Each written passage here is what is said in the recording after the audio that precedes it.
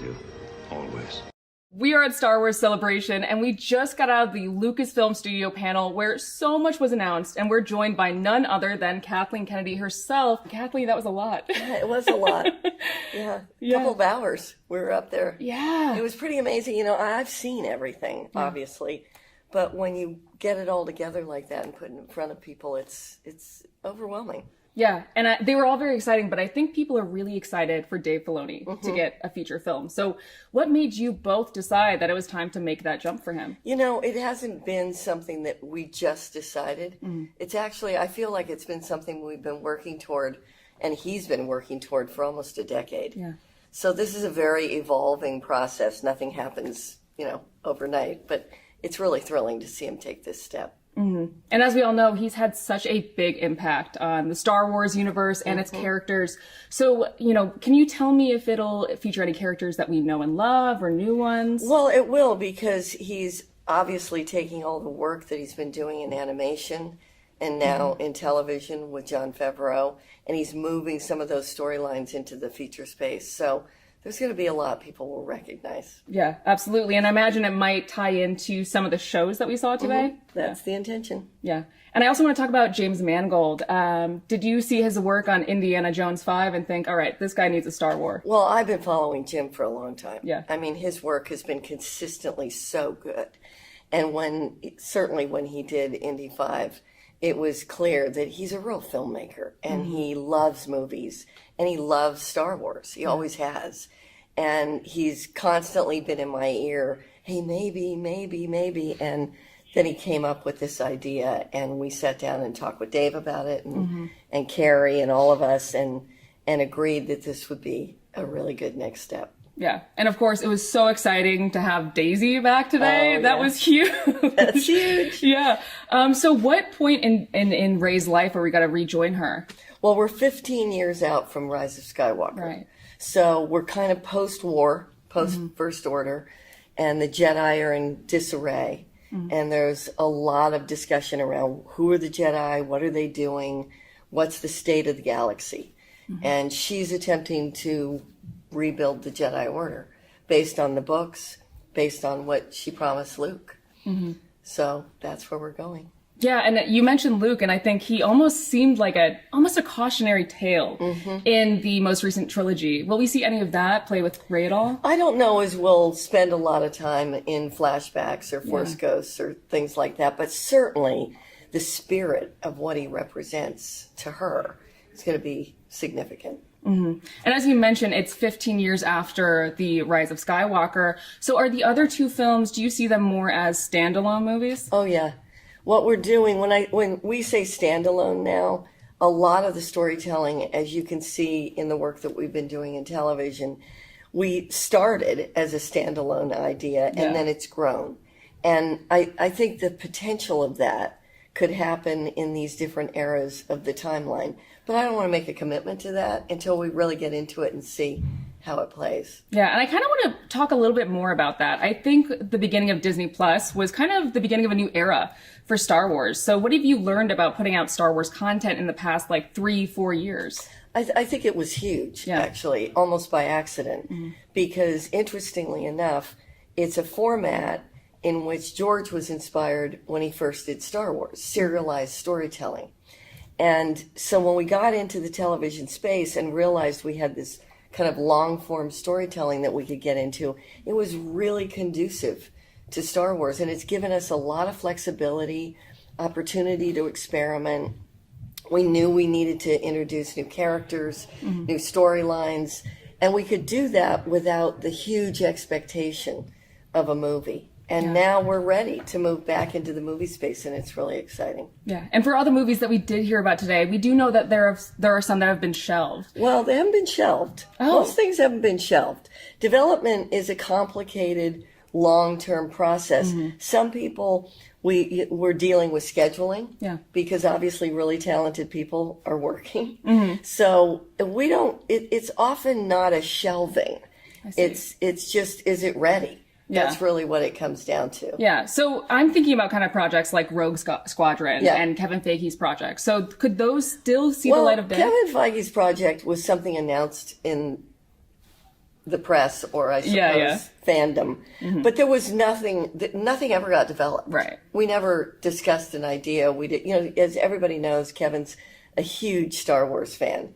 And, if he did come up with something, I would be all ears, but that's never really happened. So it's not an abandoned project. It just didn't happen.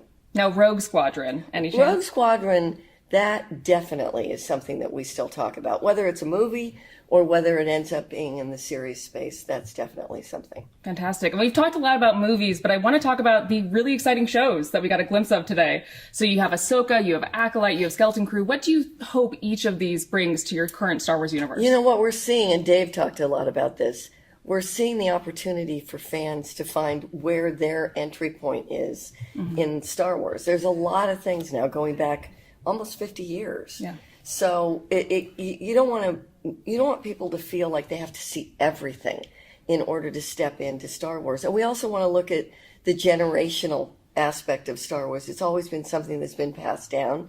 So something like Skeleton Crew, we're really excited about because, it's aimed at younger kids, but will still bring in the fans, still bring in adults. But that's an opportunity for a kid that, so many of us relate to, a kid that can step into Star Wars and make it their own. And speaking of Skeleton Crew, that was so exciting to see all the directors laid out like that. Yeah. What kind of made you want to take that approach with Skeleton Crew where you find so many different voices and put them in this one show? We've been doing that a lot. We did that with Ahsoka. We've been doing that with Mandalorian. There's a lot of different voices that come in. Obviously, John and Dave really structure what Mandalorian and Ahsoka is. But when we knew we had John Watts, and John Watts knows all of us, that kind of continuity was able to exist. And it's just great to bring in Star Wars fans who are also great directors.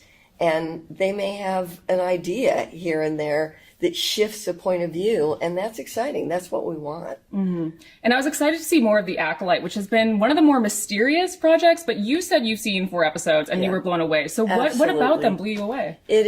Leslie, her storytelling, I was blown away by just the scale and the size, and as you could see from what you saw in the room, it's very compelling. She's doing some really original things, and yet completely grounded in Star Wars. Yeah, and then you have Ahsoka, which is, of course, taking such a beloved animation character and taking them into live action. Do you guys think that that's something you might do more of? I wouldn't do it without Dave. Yeah. Dave created so much of what was in Clone Wars and Rebels, and that extension of that storytelling is something that's Dave's. And certainly working with him to try to evolve that into, whatever we do with live action, whether it's a series or whether we go into features, that's something we would do with him. And you guys have really played with kind of like intersecting these shows. You've had like The Mandalorian and Boba Fett, and we had a Thrawn mention in Mandalorian just now. Is that something you might play with more, or do you think these are going to be more standalone projects? Well, that's really building toward what Dave's doing in the feature space. Yeah, absolutely. Very intentionally. And how far, going back to these movies, how far along are they in development? We're pretty far along. These are things, there's, as you can imagine, certainly looking at what Dave's been doing with Ahsoka, that'll be at least 6-7 years building to what it is we're going to be doing in a movie. As far as Charmine, we've been working on that for a couple of years already.